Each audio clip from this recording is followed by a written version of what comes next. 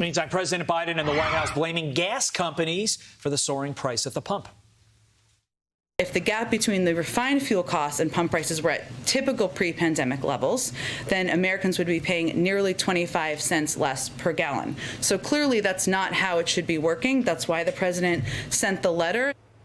But now industry officials are calling out the president for passing the buck. Tim Stewart, president of the Oil and Gas Association, joins me now. And you're also calling out the president for tying your hands. How's he doing that?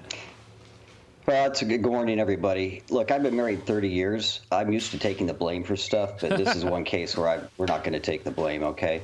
It's been a really interesting last year. You know, inflation's on everybody's mind. Everybody's talking about cost of Thanksgiving dinner, but what they're not talking about is the cost that it's going to pay 50% more to drive to grandma's house for Thanksgiving dinner.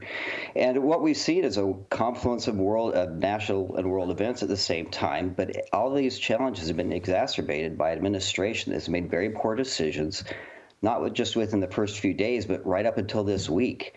And it's an administration that's very openly hostile to one particular industry and very dismissive of hundreds of thousands of its workers. And so it's a really frustrating time to be in industry because we can do what we need to do if our hands weren't tied. Okay, so what specifically is Joe Biden doing with regard to preventing you from doing what you want to do? I know oftentimes drilling is one of the focuses, but elaborate on what else the Biden administration is doing to mess you guys up right now.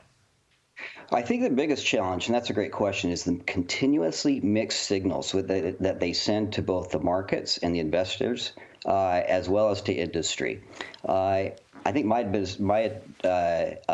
message to the administration is just, I have one suggestion, which is just stop. Stop trying to do what you think is going to work now to help American consumers because you've made a huge mess. And instead focus on undoing what you've already done. Like I say, stop sending these mixed signals to the markets 5 times a day and stop shutting down pipelines or threatening to shut down pipelines. And let us go back and consider what you've done so far and the consequences so far. Restart the leasing program in earnest.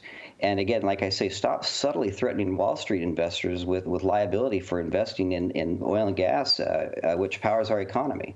The American people know they're feeling the pain at the pump. The numbers are about 61% jump in gas prices November last year to November this year. But you see some states, I mean, look at California. California is through the roof. It is $6, $7 some places. In about the 45 seconds we have remaining, will that trend change unless Joe Biden does something? Or are we in for a world of hurt 2022 and beyond?